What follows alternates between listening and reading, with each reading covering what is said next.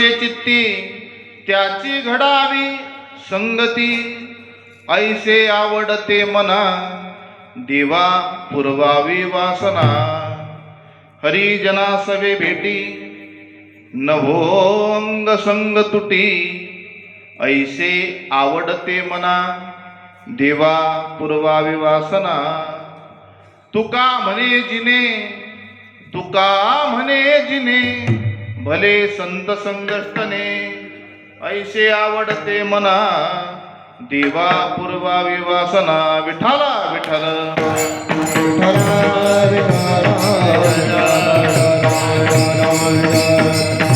समचरण सरोज सांद्रणीला बुधाभं जगन निहित पाणी मंडनम मंडनाना. तरुण तुलसीमाला कंदरम कंजनेत्रम सदैधवलासं विठ्ठलं चिंतयामि. पांडुरंगा करो प्रथम नमन, पांडुरंगा करो प्रथम नमन, पांडुरंगा करू प्रथम नमन, पांडुरंगा करू प्रथम नमन. ओ सुंदर चरण संततिया, सुंदर चरण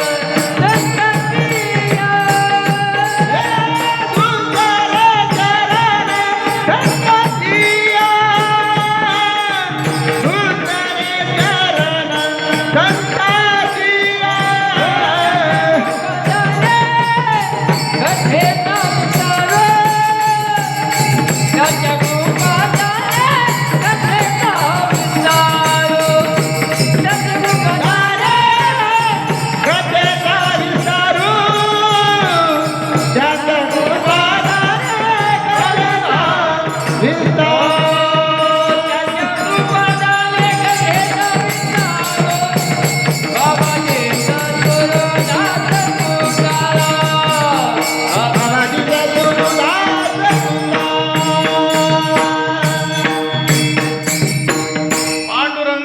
प्रथम नमन.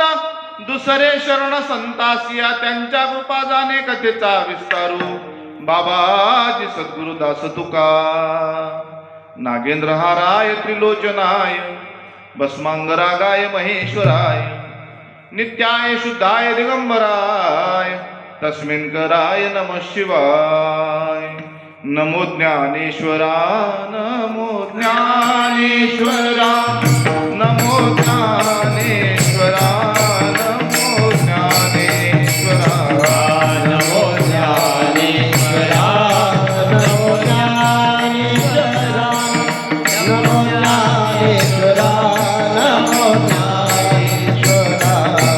निवृत्ती उदारा पांदेवा, निवृत्ती उदारा पांदेवा, निवृत्ती उदारा पांदेवा.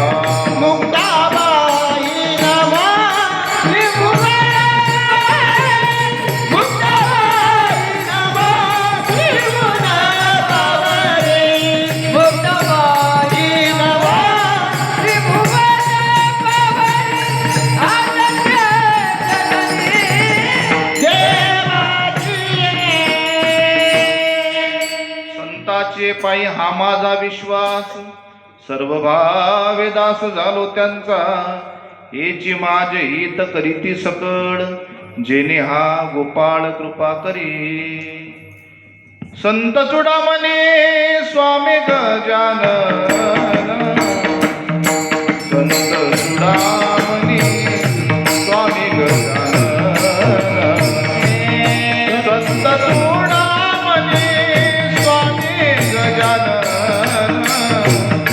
संत चुडामणी स्वामी गजानन.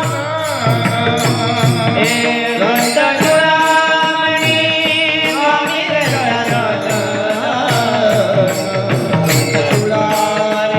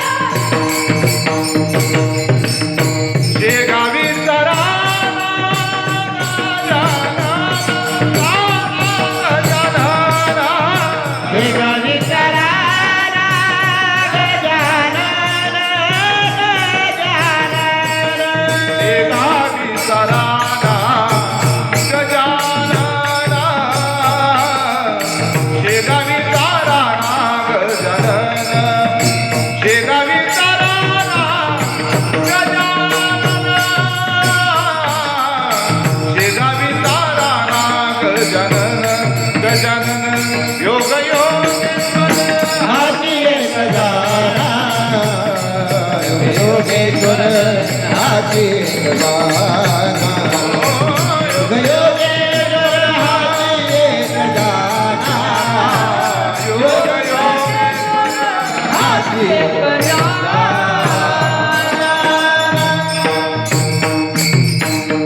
जयांचे केली स्मरण होय सकल विद्येचे अधिकरण तेची वंदू श्री चरण श्री गुरूंचे ते नमस्कारणे आता ऐसे नमन करुणे सकला हरिकथा बोलितो बोबड्या बोला अज्ञानी म्हणून आपुल्या बाळा चालवी सकला नामा म्हणे.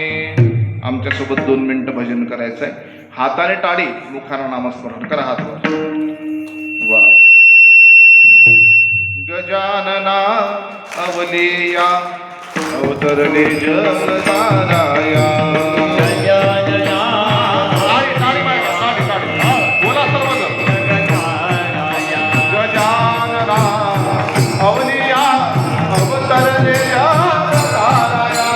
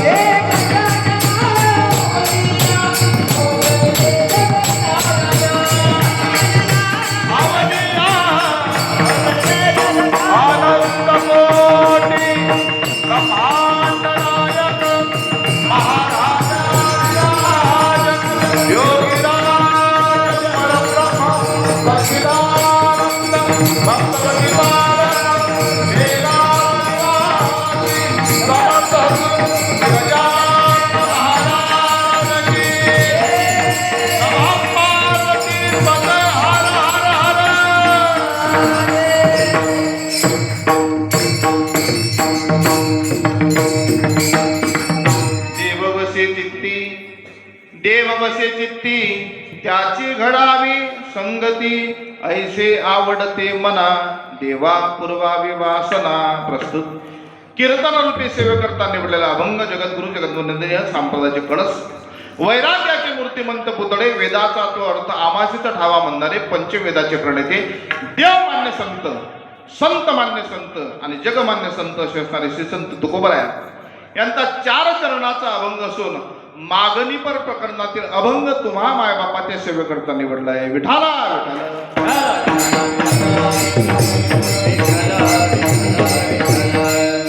सेवा किमनिमित्त आहे, सर्वांना श्रुत आहे. दरवर्षीप्रमाणे याही वर्षी श्रींचा वर्धापन दिन सोहळा या मंदिराचा आणि नुकताच आता प्रगट दिन सोहळा सुद्धा येणार आहे. असा दुग्ध शर्करा योग साधून आपण पवित्र अशा या संतांच्या पादस्पर्शाने पुढील झालेल्या पाथर्डी ग्रामामध्ये अखंड रिणाम सप्ताहाचं आयोजन करत आहोत. सकाळी काकडा भजन, लगेच श्रीमद भागवत महापुराण कथा, दुपारच्या सत्रामध्ये कथा, सायंकाळी हरिपाठ आणि रात्रीचे हरिकीर्तन. यावर्षी भागवत रूपी वाकपुष्प श्रींच्या चरणी समर्पित करण्याचा योग, सर्व श्रोतृ मायबापांच्या चरणी समर्पित करण्याचा योग आणि समस्त गावस्थांच्या चरणी हे वाकपुष्प समर्पित करण्याचा योग आमचे गुरुबंधू परममित्र साधं आणि साधू व्यक्तिमत्व असणारे हरिभक्तीपरायण रामकृष्ण महाराज आंबुसकर यांच्या रसमय वाणीतून आपण ही श्रीमद भागवत महापुराण कथा श्रवण करत आहात. आज कथेची सांगता, उद्या काल्याचा दिवस, भव्य दिव्य असा दिंडी सोहळा पार पडला आणि या धर्ममंडपात 3 ते 4 वेळेस कथा सांगण्याचा योग आला. दरवर्षी पत्रिकेमध्ये फोटोसहित मार्गदर्शन म्हणून नाव टाकतात. मला माहिती नसते कोणाचे कीर्तन घेतले, काय नियोजन झालं, काही कल्पना नसते. पण त्यांचं सर्वांचं प्रेम आहे आयोजक मंडळीचं. आणि 4 वर्षापासून मी मनातून असं ठरवलं होतं, यावर्षी तरी भेट द्यायला जाऊ, यावर्षी तरी भेट द्यायला जाऊ. बहुता दिवसा होती मज आस, आज घडले सायासरे. आणि परमार्थ त्याला म्हणतात, तिथं गडबड गोंधळ करून चालत नाही. तुका म्हणे तेथे न चाले तातडी, प्राप्त काळ घडी आल्या विना. सकाळी सकाळीच मंगेश भाऊचा फोन आला, म्हणे महाराज आज घरी आहे काय? म्हटलं मी घरीच असतो. आमच्या इकडे म्हण आहे, पोलिसही पाहिजात म्हणे हप्ते, साधुले पाहिजात म्हणे सप्ते. काय म्हटलं आज कीर्तनकार महाराजांची काहीतरी अडचण आहे आणि ते येऊ शकत नाहीत. म्हटलं बरं झालं येऊ शकत नाहीत. कोणत्या महाराजचं कीर्तन होतं?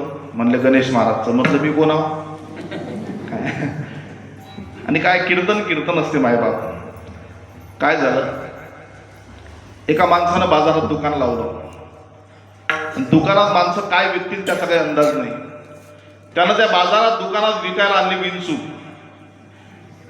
एक गंज होता विंचवाचा, त्याच्यावर होते असे मोठमोठे विंचू एका पावाचे. दुसरा गंज होता, त्या गंजावर छोटे छोटे विंचू होते अर्ध्या पावाचे. बरं विकणारे आहेत तर विकत घेणारे आहेत. त्याला ग्राहक भेटलं, म्हणे भाऊ हा मोठा विंचू केवढ्याचा? म्हणे 50 रुपयाचा. हा छोटा? तू म्हणे 50चा. ग्राहक म्हणे तुला काही डोका आहे काय? अरे मोठा जर 50चा विकतो तर छोटा 25चा विक, नाहीतर मोठा जर तू 50चा विकून आला त्यापेक्षा काही ना काही कमी जास्त भाव कर. तो म्हणे महाराज मला डोका आहे पण तुम्हाला अक्कल नाही एवढं सिद्ध झालं. म्हणलं कसं काय? म्हणजे विंचू लहान घ्या की मोठा घ्या, दन का? कळलं का तुम्हाला?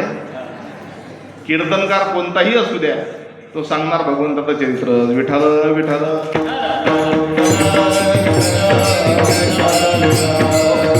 याचा अर्थ असाही समजू नका की मी कीर्तनकाराला विंचू म्हटलं, नाही तर फोन लावून देसाल, आमच्यात लावून देसाल.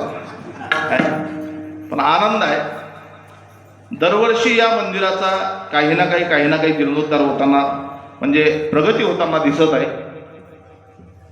आधी इथं मंडप नव्हता बाबा, आम्हाला कापडी मंडप टाकून आम्ही कथा केल्या. नंतर सभा मंडप झाला, पूर्ण नव्हता, त्यामध्ये कथा केल्या. नंतर ह्या समोरच्या ह्या बाजूच्या दिवाला नव्हत्या, त्या दिवाला झाल्या.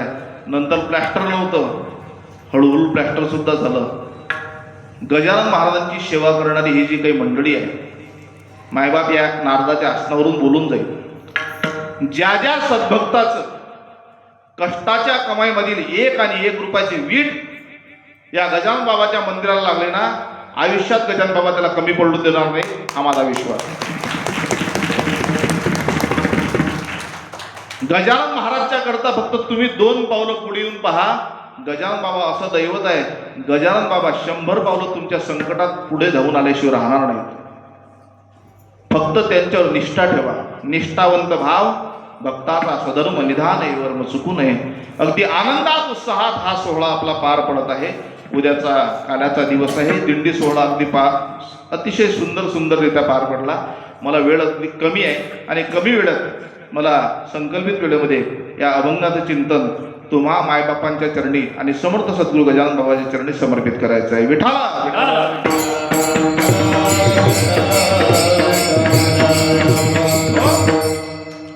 ज्या महात्म्याचा हा अभंग आहे त्यांचा काही अधिकार सामान्य नाही.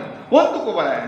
ज्यांच्या घरात नाही धान, पोटात नाही आन, गावात नाही मान, पण चित्तात समाधान, ते तुकोबा आहे. कोण तुकोबा आहे? ज्यांच्या घरी गडका माठ, फुटकं ताट, असा ज्यांचा परमार्थाचा थाट, ते तुकोबा आहे. कोण तुकोबा आहे? जर तुकाराम महाराजांचं नाव जरी घेतलं तर यमान लटलट कापावं, ते तुकोबा आहे. तुकाराम तुकाराम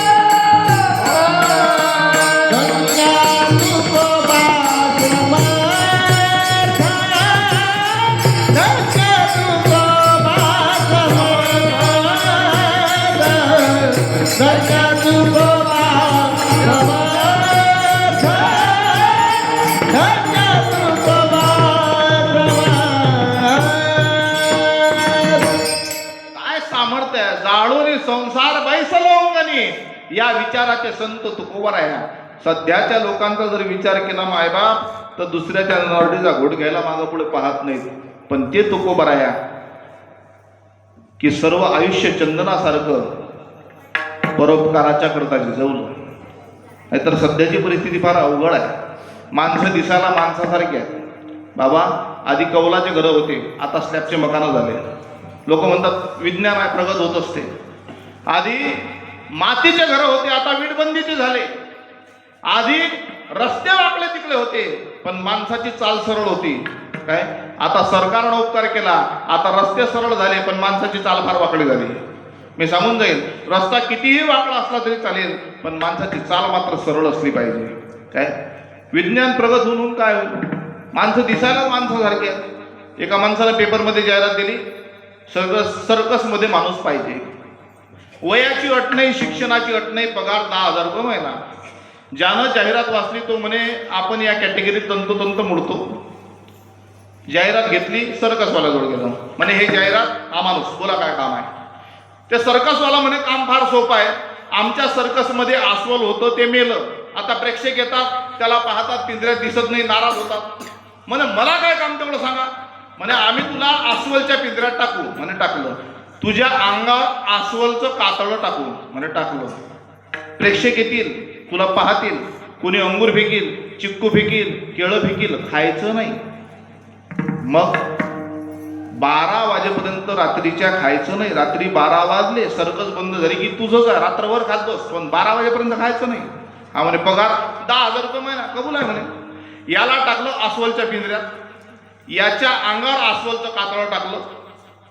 प्रेक्षक यायचे, कोणी केळं फेकायचं, कोणी अंगूर फेकायचं, कोणी चिक्कू फेकायचे. याले ते पाहायचा पण खाता काही यायचं नाही. एका प्रेक्षकानं केळाची फणी फेकली, पण हा फार नशीबवान होता, याच्याजवळ नाही पडली, ते वर पिंजऱ्यात लटकली. यारे केळं दिसत पण खाता नाही येत. हा म्हणे फक्त रातच्या 12 वाजेपर्यंत थांब, मग तू व्हायचं मी केळं म्हणे.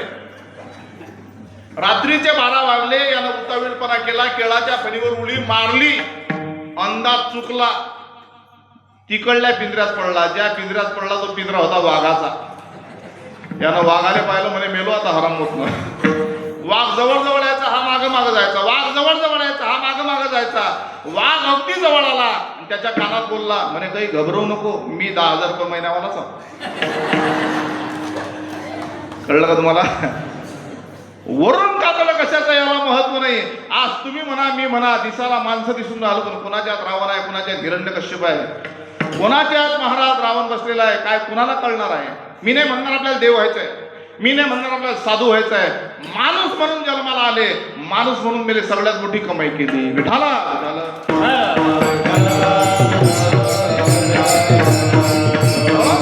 या साधू महात्म्यांचे आपल्यावर उपकार आहेत महाराज, की बुडत हे जन न देखवे डोळा, येतो कळवळा म्हणून ये. तुकोबराया या अभंगात मागणी मागतात आणि अभंगाची पार्श्वभूमी फार वेगळ्या पद्धतीची आहे. बघा, तुकाराम महाराजांचे 14 टाळकरी होते. 14 टाळकरी. त्या 14 टाळकऱ्यामध्ये एक टाळकरी होता, त्या टाळकऱ्याचं नाव होतं शिवबा कासार. कासार समाजाचा होता, भांडे विकण्याचा व्यवसाय होता आणि तुकोबरायाच्या कीर्तनात कधी टाळ घेऊन उभा राहायचा. पण शिवबा कासाराच्या पत्नीला हे पटत नव्हतं. काय आपल्या घरच्या मालकानं कीर्तनाला जाणार. आता बऱ्याच बायला पटत नाही, ज्या बायला पटते ते आम्हाला इकडे येत नाही, बरोबर आहे ना? आता काही काही मावल्या म्हणतही असतील, एवढा मोठा सप्ताह चालू आहे, घरात का मरतोच दत्ती जाऊन मरणं म्हणत असतील त्या मावल्या, पण ते तिकडे मरीन पण इकडे ना मरीन. शिवबा कासाराची पत्नी वैतागून गेली होती. कधी पाहिलं कीर्तनाला, कधी पाहिलं कीर्तनाला. आजच्या सारखा एकादशीचा दिवस आणि शिवबा कासाराची पत्नी शिवबा कासाराला म्हणायला लागली, म्हणे पतिराज, आज एकादशी आहे आणि आपल्या लोह गावामध्ये तुकाराम महाराज कीर्तनाला येतील. म्हणे येतीलच. मग तुम्ही कीर्तनाला जाल? म्हणे जाईलच. एक काम करा ना. काय? कीर्तन झाल्यानंतर महाराजांना आपल्या घरी घेऊन या. रात्री झोपतील, विश्रांती करतील, दुसऱ्या दिवशी बारास सोडतील, निघून जातील. शिवबा कासाराच्या डोळ्यात अश्रूच्या धारा आल्या. अगं मला माहित नाही तुझ्या अंतकरणात साधूविषयी एवढी दया आहे, एवढं प्रेम आहे, पण मायबाप नियम असा आहे, साधूशी नकळे दुर्जनाची बुद्धी. कपटी माणसाच्या मनात काय कपट चालू आहे हे साधूला कळत नाही. तुकाराम महाराजांचं कीर्तन चालू झालं, शिवबा कासार टाळ घेऊन उभे राहिले.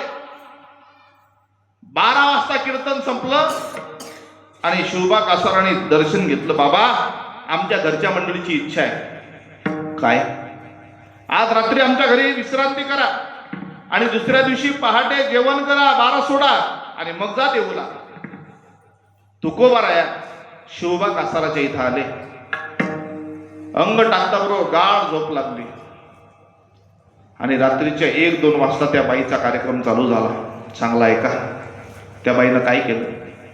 अंगणामध्ये चूल पेटवली, चुलेवर पातेलं ठेवलं, पातेल्यामध्ये पाणी ओतलं आणि वर झाकणी टाकली. रात्रीच्या 12-1 वाजतापासून पहाटेच्या 4-5 वाजेपर्यंत एवढं पाणी उकळायला लागलं, एवढं पाणी उकळायला लागलं की त्या पाण्याच्या वाफेनं झाकणीची ताळ ताळ ताळ ताळ उडत होती. ब्रह्म मुहूर्तावर तुकोबाराय उठले, शौचाकरता बाहेर दिशेने गेले आणि पहाटे 5 वाजता तुकोबाराय परत आले. त्यावेळेस बाथरूम नव्हत्या, नाण्या होत्या, नाण्या. त्या नाणीमध्ये दगड होता, दगडावर तुकोबाराय जाऊन बसले आणि शिवबा कासाराच्या पत्नीला हाक मारली, आई टाका आंघोळीला पाणी. आई म्हटलं आई. तरी त्या निर्दयी बाईला दयाने आली हो. पाणी एवढं उकळत होतं मायबाप, पाण्याचा एक थेंब जर आपल्या पायावर वरून पडला ना तर कातडी सोलून खालून तो पाण्याचा थेंब निघेल, एवढं पाणी उकळत होतं. एवढ्या उकळत्या पाण्याचा गंध त्या माऊलीनं कापडानं पकडला, वाऱ्यासारखी पळत आली, सरदिशी ते पाणी तुकोबाराच्या अंगावर फेकलं. लोण्यासारखी मऊ कांती होती माझ्या तुकोबाची, सूर्यासारखं तेज माझ्या तुकोबाच्या चेहऱ्यावर धडकत होतं.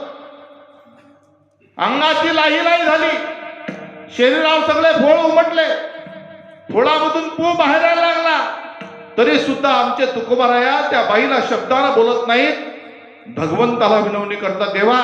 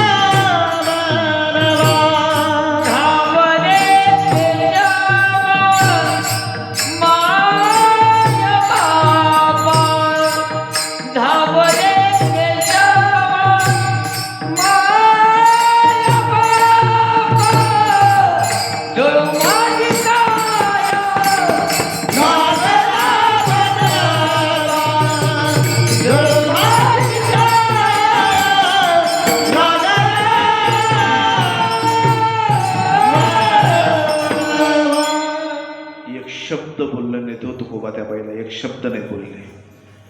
तसेच उठले. लोहगाव ते देहू गाव 3 किलोमीटर अंतर आहे आणि लोह गावातून देहू गावामध्ये आले. विश्वंभर बाबापासून घरामध्ये पांडुरंगाच्या मूर्तीची स्थापना होती. जसा गाभाऱ्यात प्रवेश केला ना, देवाची मान खाली आहे. तुकोबा त्या देवाला म्हणतात, ए देवा वरबा, आता का तोंड लपवतं? काय गुन्हा या तुक्याचा सांग. उभा आयुष्य गाथा लिहिण्यात गमावला तो गाथा रामेश्वर भट्टानं इंद्रायणीच्या डोहात उडवला. लोकांनी गाढवावरून धिंड काय काढली, फक्त माझी म्हैस त्या मंबाजीवाच्या कुपाला खेटली, त्याच कुपाची काठी काढली, कपड्याच्या चिंध्या चिंध्या होईपर्यंत, शरीर रक्ताबांबळ होईपर्यंत मारलं. आज काही चुकी नसताना त्या बाईनं एवढं उकळतं पाणी अंगावर टाकलं. अरे सगळं जग आम्हाला एवढं छळून राहिलं, जग आम्हाला त्रास देऊन राहिलं, मेला का रे तू देवा? आम्हा गादी जन तरी काय मेला नारायण, मेला तू. देव शब्द बोलत नाहीत. काय दरारा असेल तुकोबाचा, शब्द बोलत नाहीत. मान खाली घातली देवानं. हे बघ देवा, माझ्या प्रश्नाचं उत्तर नाही ना तुझ्याजवळ, निघालो मी, जातो माघारी पंढरीनाथा, तुझे दर्शन झाले, आता निघालो. आता तुकोबाराय समोर चालायला लागले.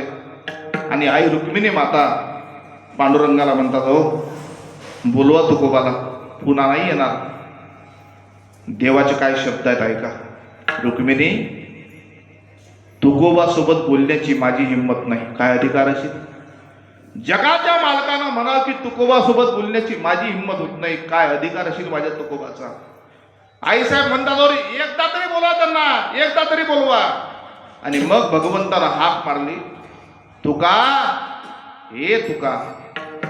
तुकोबा राहायनं मागं वळून पाहावं आणि तुकोबा राहायनं पांडुरंगाच्या कडे मागं वळून पाहिलं. ज्याप्रमाणे वासरू आपल्या गाईच्या जवळ पळत पळत जाताना माझ्या विटेवरच्या पांडुरंगानं धाड दिशी विटेवरून खाली उडी टाकली आणि पळत पळत गेले. तुकोबा राहायला कळकळून मिठी मारली. देव ढसा ढसा रडले. देव म्हणतात, तुकोबा, तुम्ही म्हणताना मी पतिताता पावन, मी त्रिवार पतिताता पावन आहो, पण तुमच्यामुळे माझी किंमत आहे. पतित पावन मी तवा हे खरा, तुमच्याने बरा दिसत असे. तू म्हणता तुका, तुला काय एवढं छळणं चालू आहे, का त्रास चालू आहे? तुला सरळ सांगतो, ज्या झाडाला फळं आहेत ना, माणसं त्याला दगड मारतात. ज्याला फळच नाही त्याला कोणी दगड मारत नाही रे. ज्या अर्थी तुला छळणं चालू आहे, तुला त्रास चालू आहे, समजून घे, तुझा मार्ग सरळ आहे, तुझा मार्ग सरळ आहे. हे बघ, प्रसन्न तुझ्यावर, काय मागायचं ते माग. देवा, काहीच नको, काही ना काहीतरी मागा. देवा, आमच्या वडीलधाऱ्याची रीत आहे. काय? काही मागणे आम्हानुचित, काही मागणे आम्हानुचित, काही मागणे अमानुषिक, काही मागणे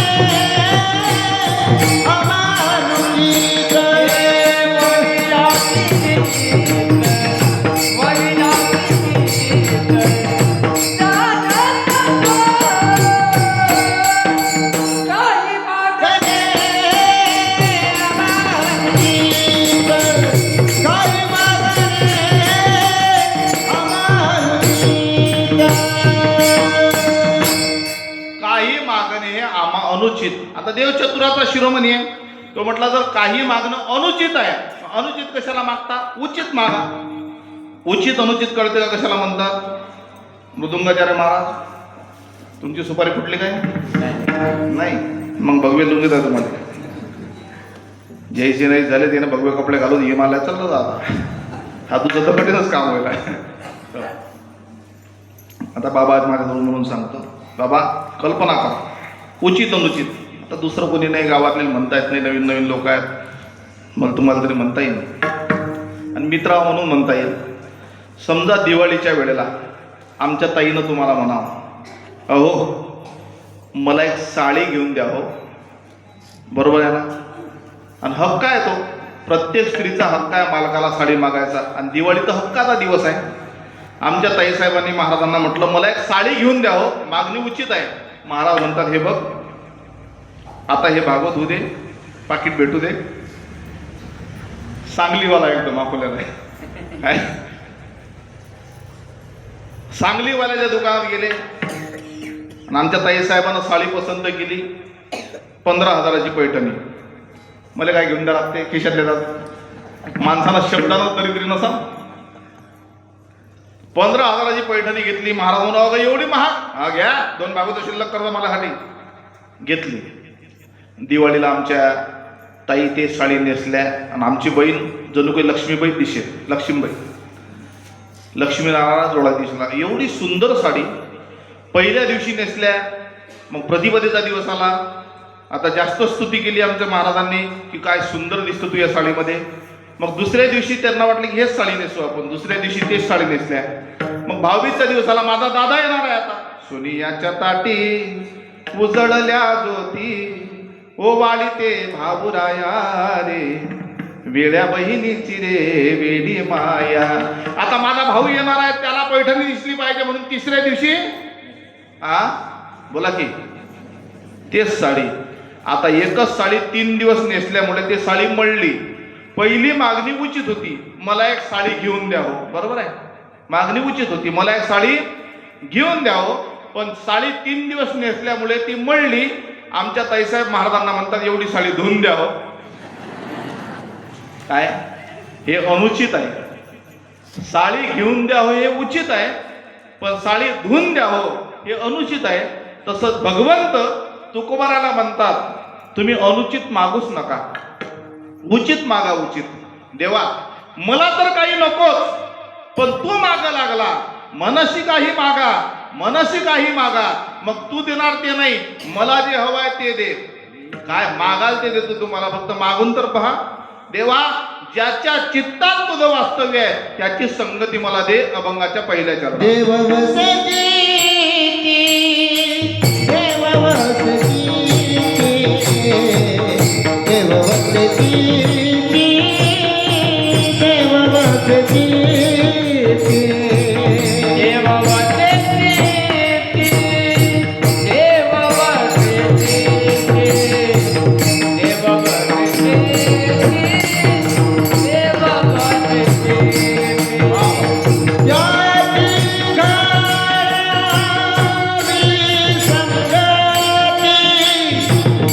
घावी संगती,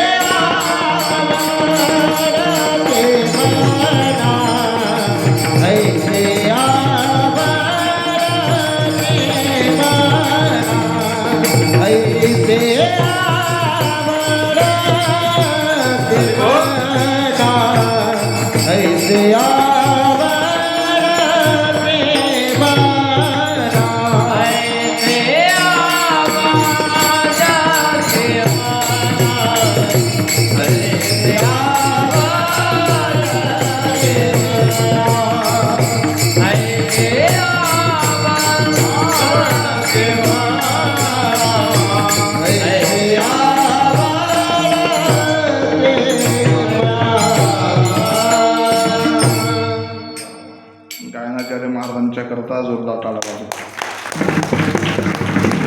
उमेश महाराज आहेत, अशोक महाराज राऊत आहेत, मृदुंगाचार्य महाराज, अजय महाराज, पुन्हा यांच्याकरता जोरदार टाळा वाजवा. बाकी तर सर्व आपल्या गावचीच मंडळी आहे. खरं हे वैभव आहे आपल्या गावात, एवढे मोठे टाळकरी मंडळी आहेत. आता आपले मुली सुद्धा उभ्या राहत होत्या आधी मी महाराज, 25-30 मुलीच राहायच्या टाळ घेऊन उभ्या कीर्तनाला. आणि एवढं मोठं वैभव विश्व निर्माण झालं या गावामध्ये, हे सामान्य नाही. आणि सगळ्यात महत्त्वाचं म्हणजे मंदिर बांधणं सोपं आहे. आता देणारे लोक लाईनमध्ये लागलेले आहेत, कार्य करणारा भेटत नाही. काय मंदिर बांधणं सोपं आहे, पण त्या मंदिराचे उत्सव, त्या मंदिराची नित्यपूजा, हरिपाठ, त्याचं जे काही नित्यावली आहे ते सर्व करणं फार कठीण आहे. आणि खरोखर तुमच्या ग्रामस्थांवर या मंदिराच्या विश्वस्त मंडळीचे उपकार आहेत असं म्हणायला काही हरकत नाही. त्या मंडळीनं पुढाकार घेतला, त्यांनी पुढाकार घेतला म्हणून आज गजानन बाबा तुमच्या गावात आले.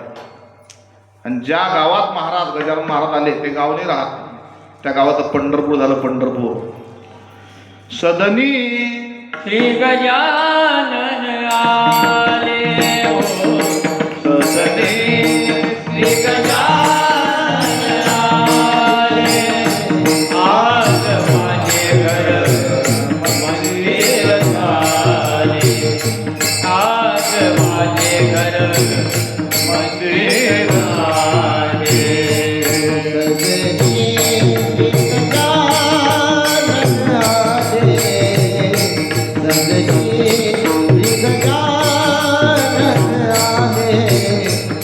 आज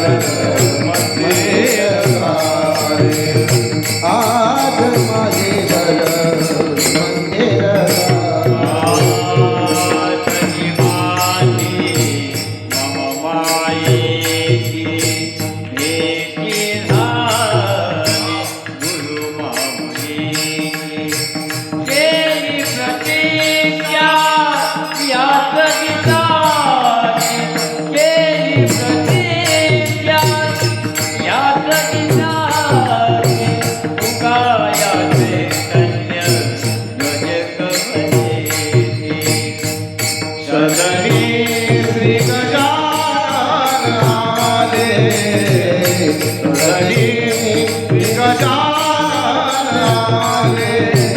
आज माझे घर मंदिर आले. आज माझे घर मंदिर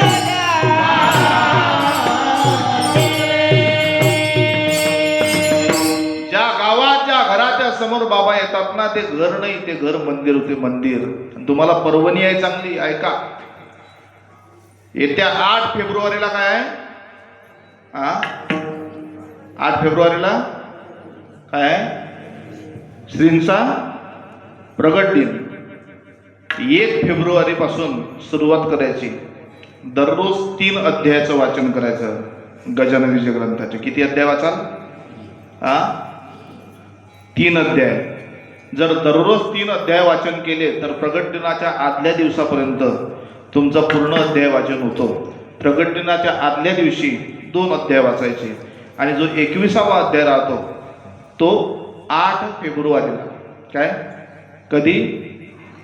माघ शुद्ध सप्तमीच्या दिवशी महाराजांचा प्रगट दिन जो आहे त्या दिवशी कळस अध्याय श्रवण करायचा, वाचायचा. आणि मनात संकल्प करा. काय मनात तुम्ही काही संकल्प करा की बाबा मी तुमचं 21 अध्यायाचं पारायण करेन, फक्त माझं हे काम पूर्ण झालं पाहिजे. पारायण करा. तुमचं काम नाही झालं, वरोडजोड केलं मला भेटायला या. गजानन बाबाच्या तुम्ही फक्त निष्ठा ठेवा आणि निष्ठेनं फक्त महाराजांना काही मागणी मागा. मनीचे मनोरथ पूर्ण करणारा सध्या या जगात एक मात्र देव असेल कोणता, तर माझे गजानन बाबा आहेत. विठ्ठल विठ्ठल महाराज म्हणतात देववशी चित्ती त्याची घडावी संगती. हा अभंग ऐकताना सोपा आहे, म्हणताना सोपा आहे, पण म्हणताना थोडीशी हुशारी करावी लागते. देववशी चित्ती त्याची घडावी एवढं म्हणा आणि संगती म्हणा. का त्याची घडावी संगती म्हटलं की अभंगाचा अर्थच बिघडला. का विसंगती वेगळी, सतसंगती वेगळी. विसंगती हे संसारात घडत असते आणि सतसंगती ही परमार्थात करावी लागत असते. विसंगती घडत असते. माझा एक मला मित्र भेटला सकाळी सकाळी. म्हटलं काय लग्न झाल्यावर असा चेहऱ्याला का फुलासारखा टवटवीत दिसायला पाहिजे, तू उदास का दिसत रे देवदास सारखा? मैंने उदार बेचा. तो म्हणे महाराज तुम्हाला काय सांगू, लग्न तर झालं पण बायको वेळी भांडकुदळी निघाली. सकाळी भांडण, दुपारी भांडण, संध्याकाळी भांडण. मी विचार केला म्हणजे दिवसातून 3 वेळ भांडण करणं हे फार विद्वान माणसाचं काम आहे, आपल्या बच्चं काम नाही. मी तिला म्हणे फारकती दिली, पण ती एवढी डेंजर निघाली. तिनं 3ऱ्या दिवशी मा शेजारासोबत लग्न केलं आणि भांडायला माझ्यासोबत आली. तू नाहीस तर शेजारी पण भांडीत असते. काय विसंगती हे संसारात घडत असते आणि सतसंगती हे परमार्थामध्ये करावी लागत असते. तुकोबारा म्हणतात ज्याच्या चित्तात तू आहेस मला त्याचं वास्तव्य दे. कोणाच्या चित्तात आहे? जनाबाई म्हणतात माझ्या चित्तात साठवला. धरीला पंढरीला धरीला पंढरीचा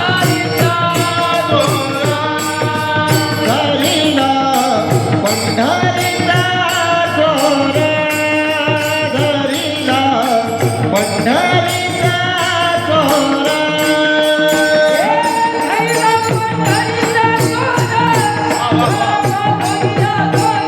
धरीला पंढरीचा डोरा.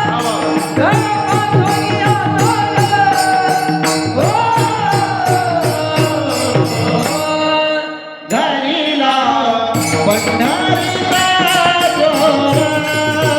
धरीला पंढरीचा डोरा. हृदय बंदी खाना केला आत विठ्ठला कोंडीला. हृदयामध्ये मी साठवला जनाबाई म्हणतात. सावतवा म्हणतात मी सुद्धा साठवलं. साठविला जाता त्रैलोक्याचा. आणखी सांगतो, मला अगदी वेळेत थांबायचं आहे, 10 मिनिटात थांबायचं आहे. ऐका कोण कोण हृदयात सामावलं घड्याळ नका पाहू मले पा त्या मंडपात पायासारखा मी जा.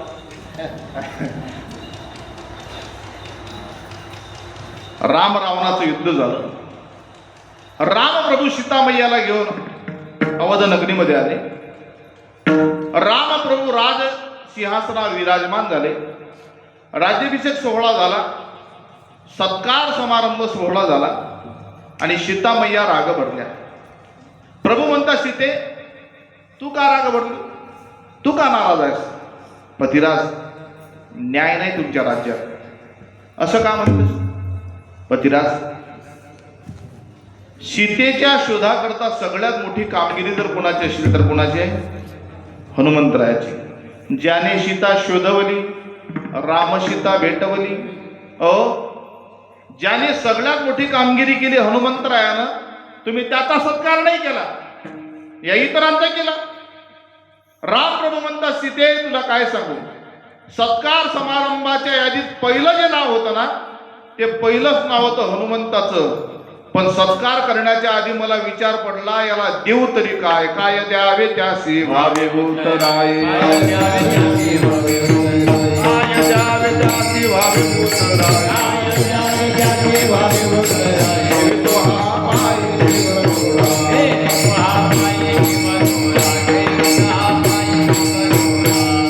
अगं पंच प्राण जरी ओवाळून गेले तरी सुद्धा कमी पडतील, काय देऊ याला मी?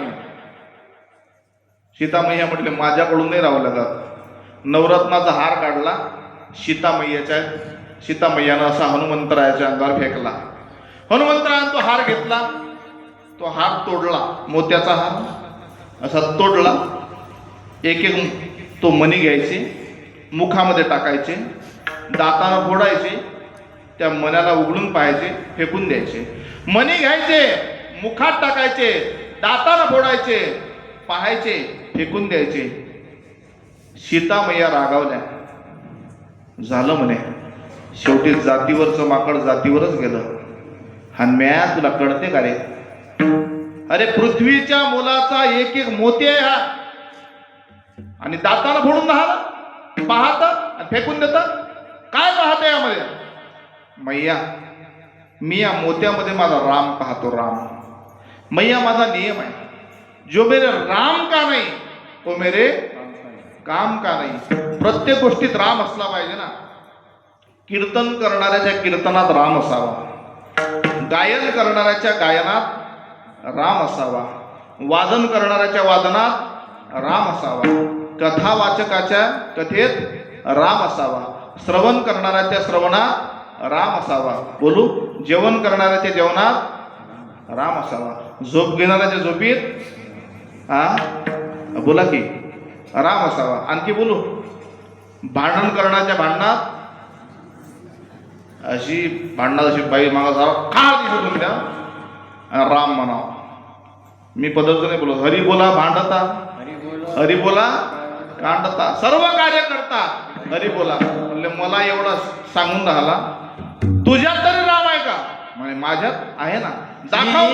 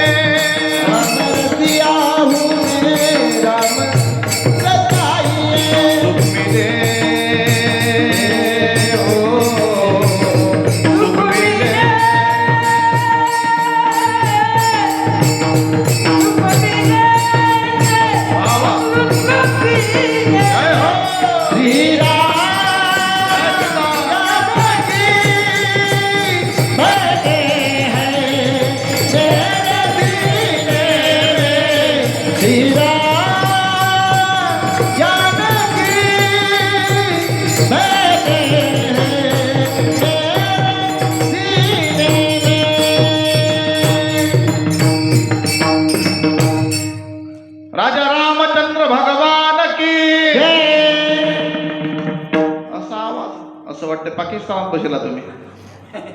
आवाज ऐसा निकालो पाकिस्तान घबरा जाए. जय श्रीराम. जय जय श्रीराम. पाहते साहेब, जय श्रीराम. आवाज जय श्रीराम. नाही नाही नाही, जमलंच नाही. उद्याचा काला आहे, 2 पोळ्या शिल्लक घेऊ जा. आता आवाज काढा. जय श्रीराम. बरं आहे बरं आहे. एकादशी आहे पण मला माहित आहे तुम्ही फराळाचा दंडोन केलेला आहे. राजा रामचंद्र भगवान की. हनुमंतरानं टाळ दिशी आपलं हृदय फाडलं आणि बघा म्हणले, हनुमंतराच्या हृदयामध्ये रामप्रभू सिंहासनावर विराजमान आहेत. सीतामैया बाजूला आहेत, लखनलाल आहेत आणि हात जोडून हनुमंतराय बसलेले आहेत. देव बसे चित्ती त्याची घडावी संगती. देवा, माझ्या मनाला असं वाटतं, माझी एवढी वासना, माझी एवढी इच्छा पूर्ण करा. अभंगाच्या दुसऱ्या ऐसे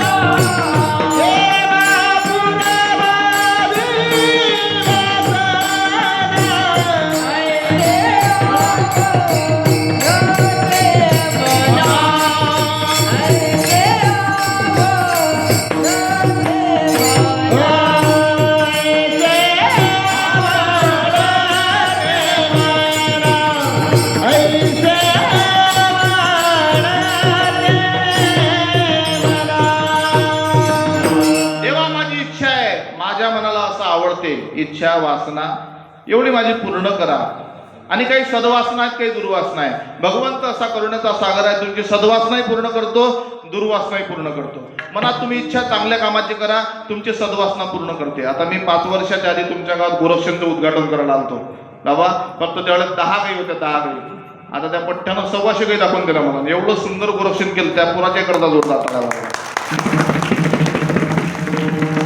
आणि भगवंत सांगतो, निर्लोभ गायीची सेवा तेने माझी प्राप्ती उद्धवा. नाही तुमच्याकडून गाय पाळणं होत तर त्या पुराला साऱ्याची तरी मदत करत जा. त्यानं मला सांगितलं, म्हणले महाराज मी स्वतःच सगळं करून आलो, कुणाच्या पुढे जावं असं नेहमी हात पदर पसरणं योग्य वाटत नाही. पण तरी सुद्धा अशा जिथं जिथं चांगलं कार्य चालू आहे, आता या गजानन बाबाच्या दरबारात एवढं सुंदर कार्य चालू आहे, तुम्ही किती दिलं तर गजानन बाबा तुम्हाला काही कमी पडू देणार नाही. तुम्ही गजानन बाबाला फक्त 1000 रुपये देऊन पहा, गजानन बाबा तुम्हाला मोबदल्यात 1 लाख रुपये दिल्याशिवाय राहत नाही. काय हा माझा स्वतःचा अनुभव. आता मलाही आज समजलं, आपल्या मंदिराच्या गेटसाठी श्रीमती पार्वताबाई धनबर आणि श्रीमती सुमनबाई मेतकर यांनी एक मोठं गेट त्यांच्या माध्यमातून, त्यांच्या देणगीच्या माध्यमातून आपल्या श्रीचरणी समर्पित केलेलं आहे. त्यांच्याकरता जोरदार टाळ्या व्हायला पाहिजे. ज्ञानोबा राय हे म्हणतात, श्रीमंती आहे आणि दयाही आहे. काही ठिकाणी श्रीमंती असते तर दया नसते, पैसा भरपूर आहे पण दान करायची इच्छा नाही. संगत येतं काय. आता आज म्हणजे कालची दुःखद घटना घडली, पण आज त्यांची दहनविधी झाली. कोण? आपल्या महाराष्ट्राचे लाडके उपमुख्यमंत्री अजितदादा पवार. झालेली घटना फार दुःखद आहे आणि दुःखाचा डोंगर महाराष्ट्रावर कोसळला. पण मला एका प्रश्नाचं उत्तर द्या, काय कमी होतं अजितदादाच्या जवळ? पैसा नव्हता, सत्ता नव्हती, बॉडीगार्ड गाडीमध्ये बसलेले होते, सत्ताही होती, संपत्ती होती, सर्व गोष्टी होत्या. पण तरी सुद्धा वेळ आला ना मायबाप, तो काळ कोणाची ऐकत नाही. आणि म्हणून तुम्हाला देवानं जो काही वेळ दिलेला आहे तो वेळ त्या भगवंताच्या चरणी समर्पित करण्याच्या करता लावा. कधी कोणाला नंबर लागेल हे काही सांगता येणार नाही. तिकडे नंबर लागायच्या आधी याच्या दरबारात नंबर लावा. विठ्ठल विठ्ठल.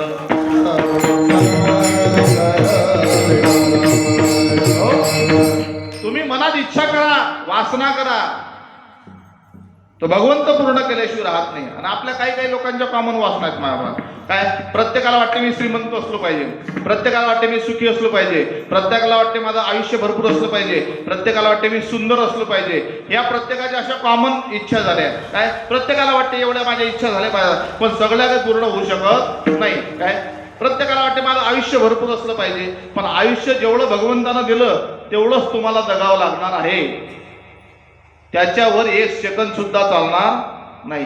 तुमची इच्छा असो अगर नसो. एक माणूस घरात बसला, मस्त रिमोट हाती आहे, टीव्ही पाहून राहिला, त्याच्या घरात आला यम.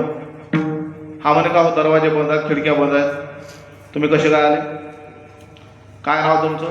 हा म्हणे यम. माणूस म्हणे यम, यम म्हणे इंग्रजीतला यम नाही, ओरिजिनल यम. सांगा म्हणे कसं काय याने केलं? यमाना खिशातली चिठ्ठी काढली, म्हणे वाच. हा म्हणे घरकुलची चिठ्ठी आहे काय? यम म्हणे घरकुल खाल्ले सरपंचानं, घरकुल फरकुल नाही, हे मर्यादेच्या आधी त्याला नाव लागेल आहे. लवकर बॅग भर, चल. नाही हो भाऊ, यावर्षी नाही जमा. चाल भर लवकर बॅग. नाही यावर्षी नाही. का नाही? पुरीचं लग्न राहिलं. नाटक नको करू, चल लवकर. आमच्या इकडे पद्धत आहे म्हणे टेबला घालून द्यायची, 5 लाख घ्या पण यंदाच्या साल थांबा. यम म्हणे तुझ्याकडे पद्धत आहे, पण आमच्या इकडे मग तेथे न चले काही. सत्ता संपदा राहे ठाईच्या ठाई, पुढे संचित जाईल बाई. तुका म्हणे जरी यम आज्ञा. आमचं बोलावणं झालं ना मग तिथं काही नाटक चालत नाही. चाल लवकर. तो म्हणे येतो.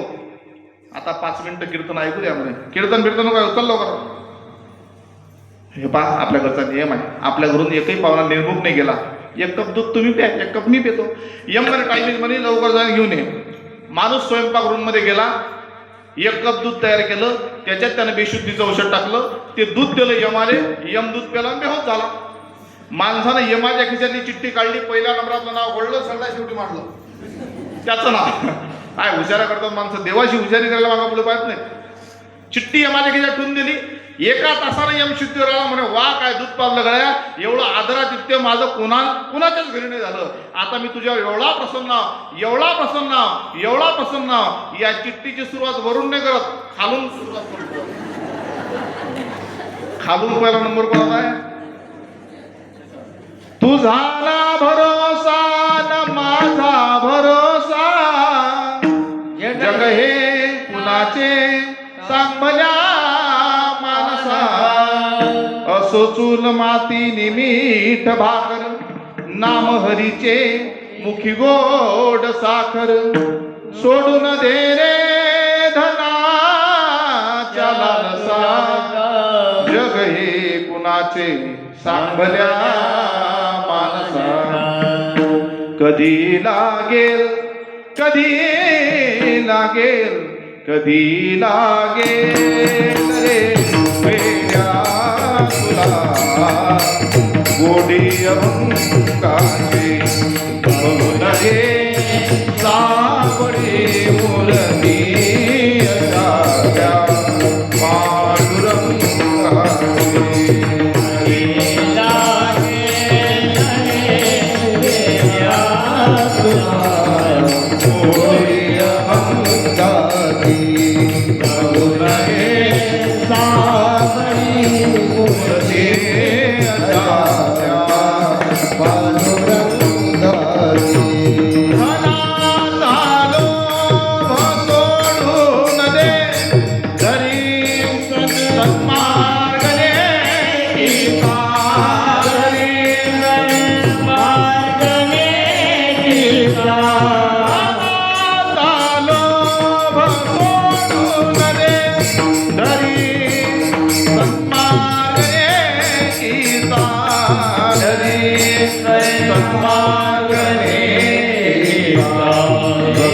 तुझा जगुना तुझा, जगुना तुझा रे वेड्या तुझे.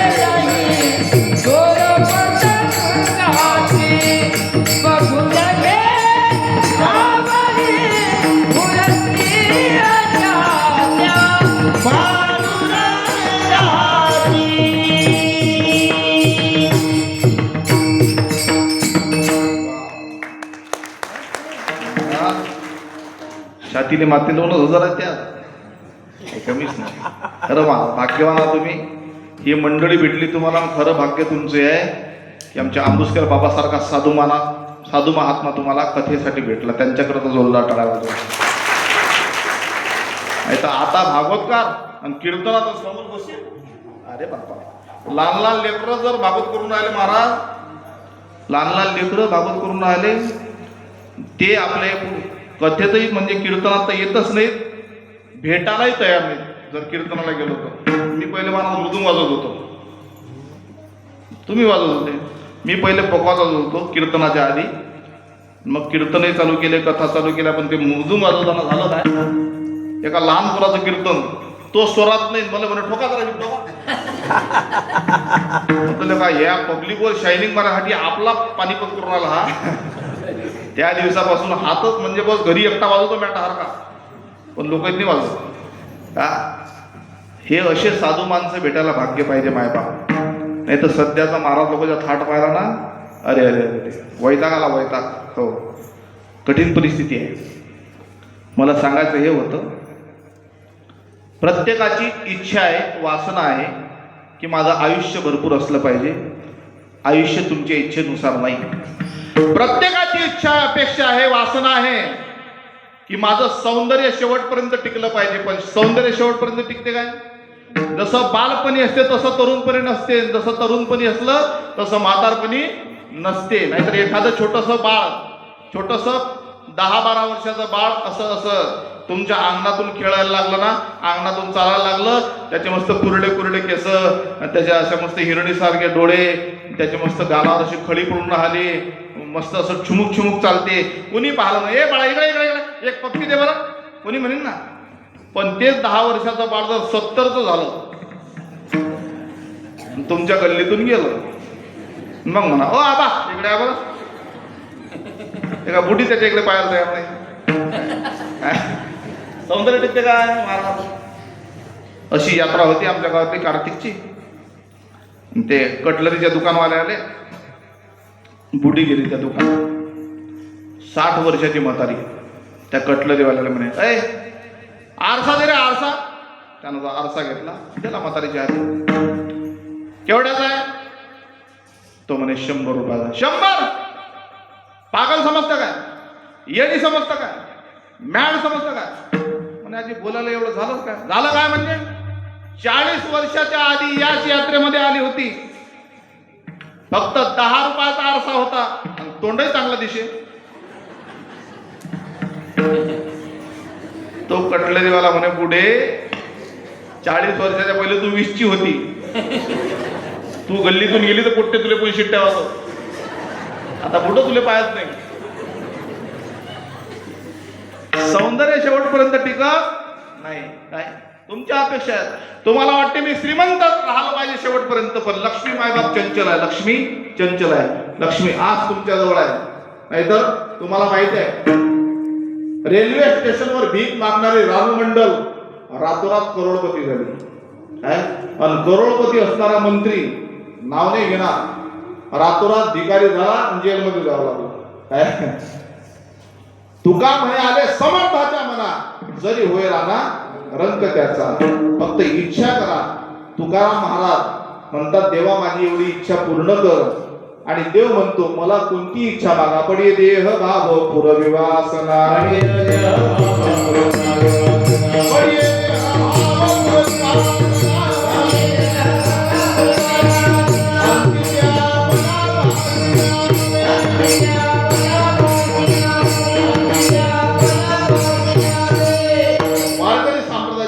गोड असं भजन करायचं, हाताने टाळी, मुखाला नामस्मरण करा. हात ते मागचे बालगडे करा, हातवर करा. वा, टाळी भजनाची, दासनाची नाही. विठोबा रखुमाये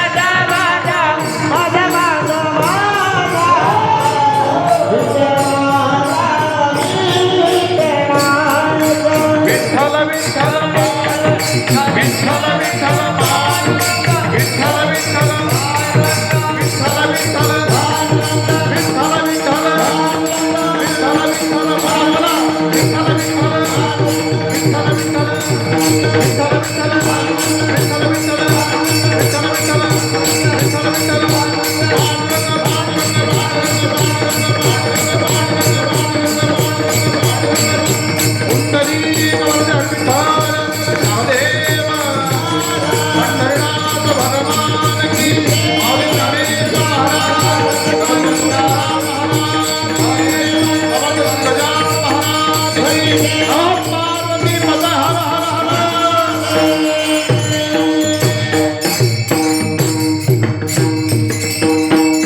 ऐसे आवडते मना कैसे आवडते मना तुझी संगती ज्याच्या चित्तात आहे त्याच्या सोबत माझी संगती दे ऐशी आवडते मना कैशी आवडते मना देवा ह्या माझ्या इच्छा पूर्ण कर फक्त ऐशी आवडते मना कैशी आवडते मना हरिजनासवे भेटी न हो अंग संग तुटी ऐशी आवडते मना कैशी आवडते मना देवा हे बघ फक्त साधूची संगत दे साधूच्या संगत शिवाय दुसरं काही नको साधू की संगत पाई साधू की संगत पाई साधू की संगत पाई साधू की संगत पाई जब ज्ञान होया दिल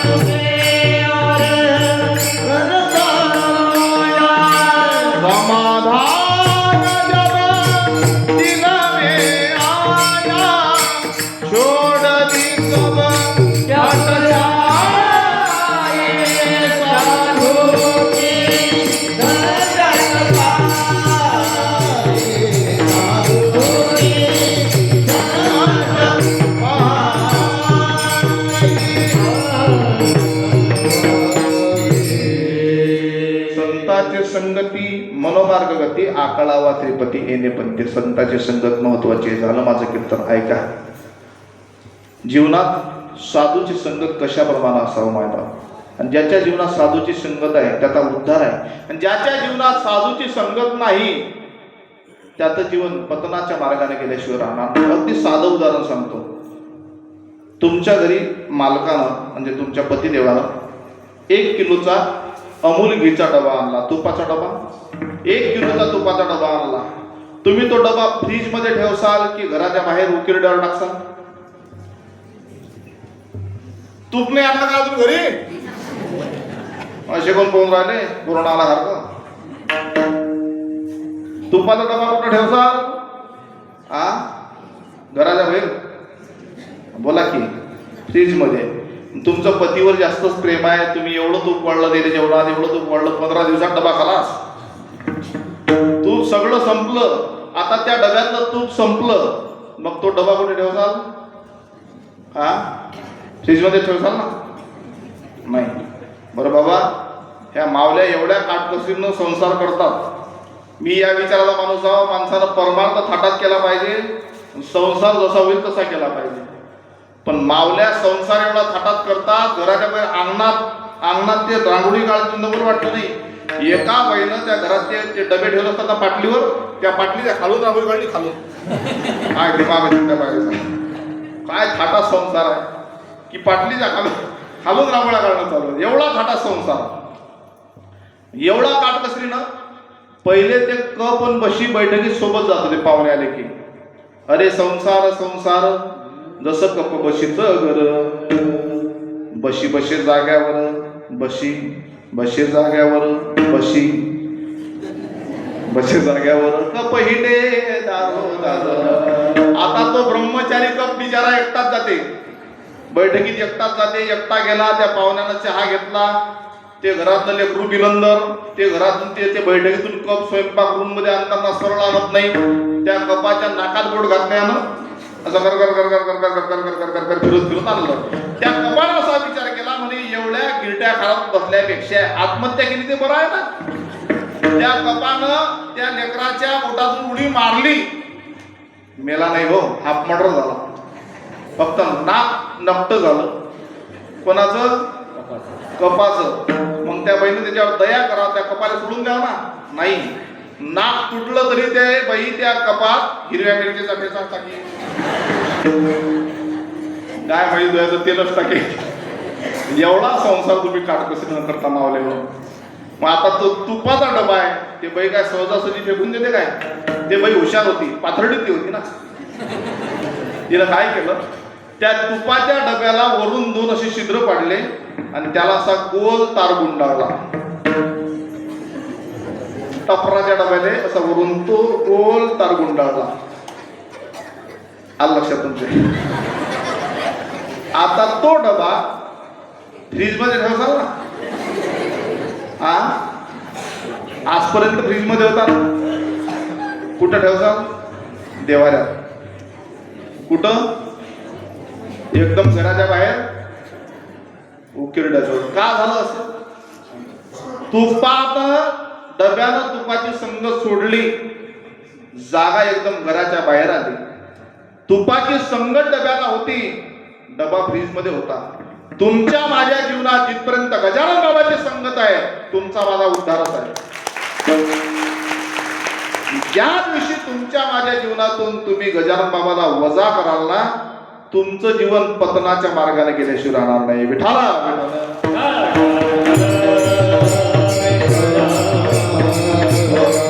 दृष्टांत सांगतो थांबतो. मायबाप काय करतात साधू? काय साधू हे दयेचे सागर आहेत. मी नेहमी सांगत असतो, आणि मला आता 5 मिनिटं वेळ आहे म्हणून घेतो तुमचा वेळ. ऐका. गडगंज श्रीमंत माणूस एका गावात, एकुलती एक मुलगी, आणि मुलीची प्रकृती बिघडली, डोक्यात जखम झाली. बापाचं प्रेम पोरीवर, आणि बाप मुलीला दवाखान्यामध्ये घेऊन गेला. आणि बापाचं ते कर्तव्य असते, बाप तो बापच असते. मुलापेक्षा बापाचं प्रेम मुलीमध्ये जास्त असते. का? त्याला माहिती आहे हिला एक ना एक दिवस आपल्याला सोडून जावं लागणार आहे. आणि म्हणून मी वडीलधाऱ्या मंडळीला सांगत असतो की बाबा रे, माणसानं आपल्या मुलापेक्षा मुलीवर जास्त प्रेम करा. आणि पोरी हो, खरंच तुमचे दिवस सध्या चांगले आले. तुमची डिमांड एवढी वाढली. हा, पोरीपेक्षा पोरीच्या मायची डिमांड लय वाढली. बापा बापा बापा. महाराज, आता आम्ही कुठेही गेलो, आता मला दाखवला ना बसात बरा हे आपलं बायोडाटा. मी एका पोरीच्या घरी असाच आमच्यासोबतच्या टाळकऱ्याचा एक बायोडाटा दिला. आता त्याच्यावर होती 4 एकर शेती. 4 एकर शेती होती. पोरगा होता साधू. काय महाराज नवाचा बायोडाटा आहे? काय आहे याच्यात? म्हटलं वाचणं. त्या बाईनं वाचलं, असं टर फाळला, मला अंगात फेकून दिला. म्हटलं बाई नको देऊ पोरगी, पण एवढा सत्यानाच काय करतो काय? 4 एकरावाला देतो काय? म्हटलं अपेक्षा काय ते तरी सांग. हा, मुलगा नोकरीवर पाहिजे. म्हटलं बरं. पॅकेज? त्याला वर्षाचं किमान 12 लाखाचं पॅकेज पाहिजे. ठीक आहे. आणखी? त्याच्या घरी किमान 10 एकराच्या वर शेती पाहिजे. म्हटलं बाई तुमची मुलगी वावरात जाते काय? हा हा, आमची मुलगी काळी पडली तर म्हटलं वावरात टीन शेड टाकतो बदलून. त्याच्या घरी शेती पाहिजे 10 एकराच्या वर. त्याला सरकारी नोकरी पाहिजे. त्याच्या बँकेमध्ये 20-25 लाखाच्या वर बॅलन्स पाहिजे. त्याचं शहरात, बोला ना बोला, नाही तुमच्याच मनाला उद्या आता, शहरात मकान पाहिजे. आणि शेवटची अट बाबा, शेवटची काय अतिशय महत्वाची अट आहे, त्या पोराला मायबाप पाहिजे. बरं झालं तुम्ही सांगितलं. असं तर कारखान्यात टाका ते बनवायला. पण हे बा पुरी हो, तुमचे दिवस फार चांगले आले सध्या, फार चांगले दिवस आहेत सध्या तुमच्यावर. तुमचा बाप तुमच्यासाठी एवढा सुंदर मुलगा पाहून देईल की त्याच्यावर शेती भरपूर आहे, नोकरी आहे, त्याला पॅकेज भरपूर आहे, त्याचं बँक बॅलन्स भरपूर आहे. फक्त लग्न होईल तुम्ही घरी राहिला की झालं. तुम्ही तेवढं कमावलं. हा संदेश तुमच्यासाठी नाही, तुमच्या पोरीसाठी नाही, माझी पोरगी कीर्तनात बसला तिच्यासाठी काय. हो, हा सगळ्यांसाठी संदेश आहे. तुम्ही एवढं केलं ना, तुमचे दिवस फार सध्या चांगले आहेत बरं. हो, तुमची डिमांड देवापेक्षा डिमांड तुमची जास्त आहे. ज्याचे लग्न झाले नाही ते बिचारे देवाच्या पाया कमी लागतात. नंतर औंदा यावं माझं नाव साजनाच्या मुखानात. हो, 4 वर्ष झाली जुलून झाले मंदिराला महाराज. एकुलती एक मुलगी. ऐका, झालं माझं कीर्तन. फक्त 2 मिनिटं केलं तुमचे. शहरात दवाखान्यात नेलं, सगळे इलाज करून पाहिले, नाही झालं. जखम खोलवर गेली, जखमीमध्ये किडे पडले. डॉक्टर म्हणतात, पाटील तुम्हाला वाटतं ना तुमची मुलगी जगली पाहिजे, वाचली पाहिजे? कमाल आहे तुमची. मराठ्यांना दवाखान्यात. हे बघा, मुंबईला दवाखान्यात घेऊन जा. अहो तुम्हीच इलाज करा, वाटेल तेवढा पैसा घ्या. हे बघा पाटील साहेब, ऐका माझं, मुंबईला घेऊन जा मुलीला. पुरीला मुंबईच्या दवाखान्यामध्ये नेलं. 3 महिने दवाखान्यामध्ये राहिली मुलगी. 3 महिने सोनोग्राफ्या केल्या, सगळ्या टेस्ट केल्या, पण नाईलाज झाला. डॉक्टरांनी सांगितलं, हे बघा मी तर काय, या जगातला एकही डॉक्टर तुमच्या मुलीचा इलाज करू शकत नाही. परमेश्वरावर विश्वास ठेवा आणि तुमच्या मुलीला घरी परत घेऊन जा. पाय पकडले बापानं. डॉक्टर साहेब पाया पडतो, तुमच्या पाया पडतो. एकुलती एक मुलगी आहे मला. माझी शेती तुमच्या नावानं करतो, फक्त मुलीचे प्राण वाचवा. नाही जमणार डॉक्टर साहेब. पाटील तुम्ही घेऊन जा मुलीला. माझं पूर्ण बँकेतलं बॅलन्स तुमच्या नावानं करून देतो, फक्त मुलीचे प्राण वाचवा. नाही जमणार. हे बघा पाटील, बऱ्या मुलांवर माझं नाही ऐकलं ना, कॉम्प्युटरला सांगून धक्के मारून हाकलून दिलं जाईल.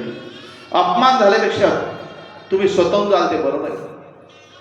डबडबल्या डोळ्याला बापाने ॲम्ब्युलन्स गाडी केली आणि मुंबईवरून पुरीला घरी आणलं. जखम एवढी खोलवर गेली होती की जखमीमध्ये किडे पडले होते आणि किड्याचा दुर्गंध सगळ्या गावात. रात्रीच्या 10 वाजता गावकरी मंडळी आले. पाटील तुमच्या मुलीला ज्या वेदना होतात त्या आम्ही समजू शकतो, पण त्या जखमीची दुर्गंध पूर्ण गावात येत आहे. आमचं जीवन नरकापेक्षा नरक झालं. ऐका आमचं, एकतर तुम्ही तरी गाव सोडा, नाहीतर आम्हाला तरी गाव सोडू द्या. गावकरी मंडळी, मी सर्व इलाज केले हो, नाही जमत. मी काय करू आता?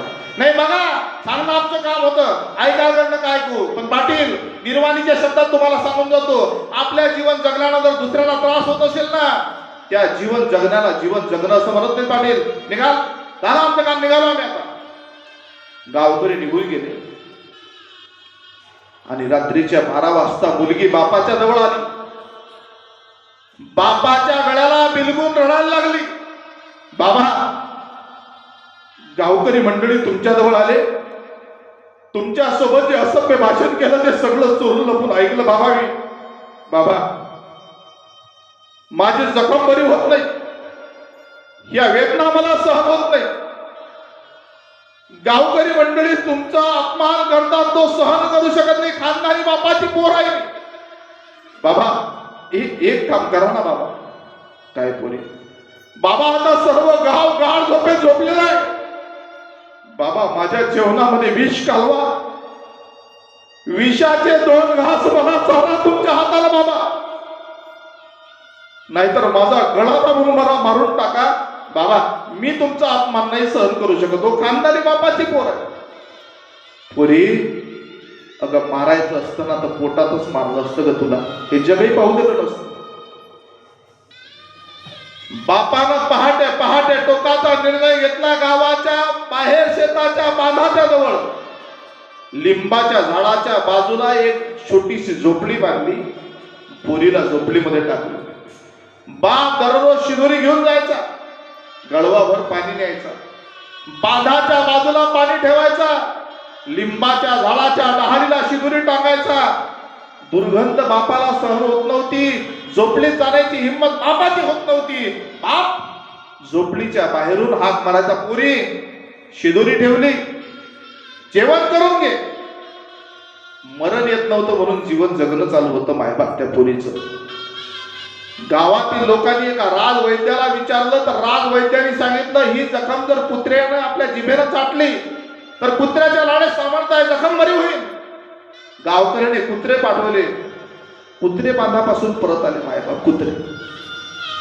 कुत्र्यांना दुर्गंध नाही सहन झाली, नाईलाज झाला. 4 महिने झाले. 4 महिने. 4 महिन्यानंतर त्या गावात हनुमंताच्या मंदिरात भगव्या वेशातला एक साधू महात्मा आला. सर्व गावकरी गोळा झाले. बाबा बाबा कोण आहात तुम्ही? भैया मैं हिमालय में तपश्चर्या करने वाला साधू महात्मा हूं. बाबा काही जेवणाची व्यवस्था करू का? लाते होंगे तो बहुत अच्छा. साधू महात्म्याची जेवणाची व्यवस्था केली. साधूचा नियम आहे, ज्याची गावी केला वास तयाशी नसावे उदास, ज्याची खावी पुडी त्याची वाजवावी टाळी. भैया मैंने आपकी रोटी खाई है, आपकी इच्छा हो तो आधा घंटा सत्संग करेंगे? चालेल महाराज. सत्संग चालू झाला आणि शेवटच्या टोकाला सत्संग जातो ना जातो मुलीच्या डोक्याची दुर्गंध हवेद्वारे गावात आली आणि गावातून हनुमंताच्या मंदिरात सर्वांनी नाकाला फडके लावले. साधू महात्मा विचारायला लागला, भैया हे दुर्गंध कैसी है? आमच्या गावच्या श्रीमंत पाटलाची एकुलती एक मुलगी आहे, गावाच्या बाहेर शेताच्या बांधाजवळ टाकलं तिला. तुझी इलाज नाही किया. शहरात गेलं होतं, त्यांनी सांगितलं मुंबईला न्या. फिरडा मुंबई बोले नेला महाराज. पण त्या डॉक्टरांनी सांगितलं, मी तर काय जगातला एकही डॉक्टर तुमच्या मुलीचा इलाज करू शकत नाही, परत घेऊन जा. परत घरी आणलं. आम्ही गावकरी तिच्या बापाला नाही ते बोललो. रागाच्या भरात बापानं गावाच्या बाहेर एका झोपडीत टाकलं पोरीला. कुछ इलाज नाही केला महाराज. एका राजवैद्याने सांगितलं, जर ही जखम कुत्र्यानं आपल्या जिभेनं चाटली तर जिभेत त्या लाळेत सामर्थ्य आहे, जखम बरी होईल. आपले कुत्रे नाही भेटे पाठवले महाराज. पण कुत्र्यांनाही दुर्गंध सहन झाली. कुत्रे परत आले. कुत्रे. साधूचा आणि मुलीचा काही संबंध नाही. ऐका आता मायबाप ऐका. रात्रभर साधूला झोप नाही. पहाटे पहाटे साधू महात्मा त्या बांधाच्या दिशेने निघाला. बांधाच्या जवळ जवळ जाऊन पोहोचला. आजपर्यंतच्या बांधाच्या समोर जन्मदाते मायबाप गेले नाहीत. आजपर्यंतच्या बांधाच्या समोर गावकरी गेले नाहीत. आजपर्यंतच्या बांधाच्या समोर कुत्र गेलं नाही. भगव्या वेशातला साधू महात्मा त्या झोपडीमध्ये प्रवेश केला. त्या साधूला पाहिलं, अष्टांगानं दर्शन घेतलं त्या साधूचं. बाबा तुम्ही देव तर नाहीत ना? नाही बेटी मैं भगवान नहीं हो. मग कोण आहात बाबा तुम्ही? बेटी मैं हिमालय में तपश्चर्या करने वाला साधू महात्मा. बाबा मला माझ्या मायबापानं दूर लोटलं, गावकऱ्यानं दूर लोटलं, कुत्र्यानं दूर लोटलं, तुम्ही कसे आले? त्या साधू महात्म्यानं आपल्या पायाचे गुडघे कुत्र्यासारखे जमिनीवर टेकले. ऐका माईबाप, आपले दोन्ही हात कुत्र्यासारखे जमिनीवर ठेवले. आपल्या मुखातून जीभ बाहेर काढली कुत्र्यासारखी. मुलीच्या डोक्याची ती जखम जिभेनं चाटायला सुरुवात केली. त्या पोरीच्या डोळ्यातून गळगळ गळगळ अश्रूच्या धारा आल्या. बाबा असं का करता हो बाबा तुम्ही? बाबा मला त्या मायबापानं जन्म दिला, त्या जन्मदात्या मायबापानं मला दूर लोटलं. बाबा मी ज्यांच्या अंगा खांद्यावर खेळली ना, ज्यांच्या अंगा खांद्यावर खेळली त्या गावकऱ्यांनी मला दूर लोटलं. बाबा बाबा कुत्र्यानं माझा स्वीकार नाही केला हो. कुत्र्यानं तुम्ही का असं करता? त्या साधूनं दिलेलं उत्तर फार महत्वाचं आहे, मार्मिक आहे. एवढं उत्तर घरी घेऊन जा, माझं कीर्तन सफल होईल मायबा. तो साधू महात्मा म्हणायला लागला, पोरी ज्या वेळेला एखाद्या माणसाला जन्मदात्या मायबाप दूर लोटतात, पोरी ज्या वेळेला एखाद्या माणसाला सर्व गावकरी दूर लोटतात, पोरी ज्या वेळेला एखाद्या माणसाचं कुत्रही स्वीकार करत नाही कुत्र, त्यावेळेला आम्ही संत महात्मे कुत्र्याचंही काम करायला मागं पुढं पाहत नाही. एवढे उच्च कोटीचे या जगात संत आहेत. आणि म्हणून तुकोबारा म्हणतात, देवा जर जीवन जगू द्यायचं असेल ना, त्या संताच्या संगतीत दे बाबा, अभंगाच्या शेवटच्या चरणात. तुका म्हणे दिने तुका म्हणे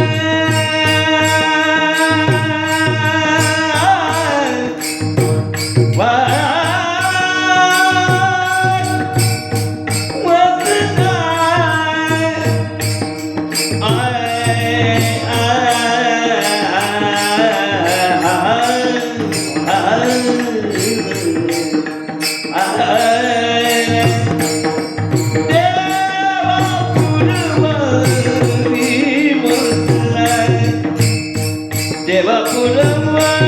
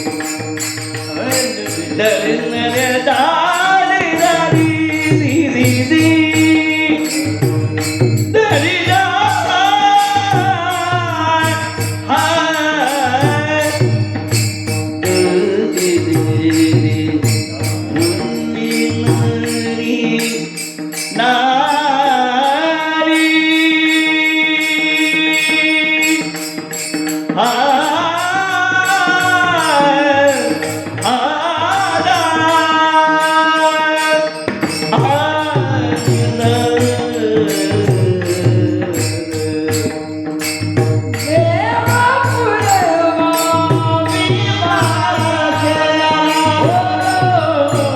ऐसे अमराचे मना ऐसे अमराचे मना ऐसे अमराचे मना ऐसे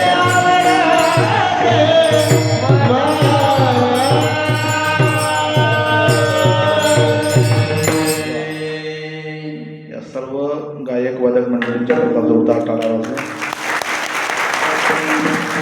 जी कथा आहे ते अष्टपैलू आहेत. गुरुवर्य रामकृष्ण महाराज अंबुसकर त्यांच्याही करता जोरदार टाळ्या वाजवा. त्यांनी माझा आवाज तुमच्यापर्यंत पोहोचवला. साऊंड सिस्टीम अतिशय उत्कृष्ट आहे. त्यांच्याही करता जोरदार टाळ्या वाजवा. एकदा आणखी टाळ्या वाजवा. ह्या कोणा करता? तुम्ही नसते आले तर मी काय सभामंडपाला सांगू काय? तुम्ही महत्वाचे आहे. आणखी एक टाळ्या वाजवा. ह्या कोणा करतायत? एवढा चांगला कार्यक्रम आपल्या गावात चालू आहे. काही बहादर घरी झोपेल आहेत. त्याचे सत्कार झाला पाहिजे. पण खरं म्हणजे तुमच्या गावचं एक महाराज, या गावाला एवढं सुंदर वळण लागलं. या गावात सप्ते भरपूर आहे. आता लगेच तुकाराम तीर्थ सप्ताह महाराजांचा भरपूर कार्यक्रम आहे त्या गावात. पण कीर्तन होईपर्यंत कुणीही उठत नाही. इथे 3-3, 4-4 तास कीर्तन करणारे महात्मे आले, पण कीर्तन ज्ञानदेव तुकाराम झाल्याशिवाय कोणीही उठत नाही. म्हणून तुम्हा सर्व श्रोतृ मायबापाच्या चरणी ही सेवा समर्पित करतो. समर्थ सद्गुरू गजानन महाराजांच्या चरणी ही सेवा समर्पित करतो. या गजानन बाबा मंदिराला गावकऱ्यांनी भरभरून योगदान द्यावं आणि या मंदिराचा उत्तुंग कारभार व्हावा ही श्रीचरणी प्रार्थना करतो आणि माझ्या वाणीला इथं पूर्णविराम देतो. ज्ञानेश्वर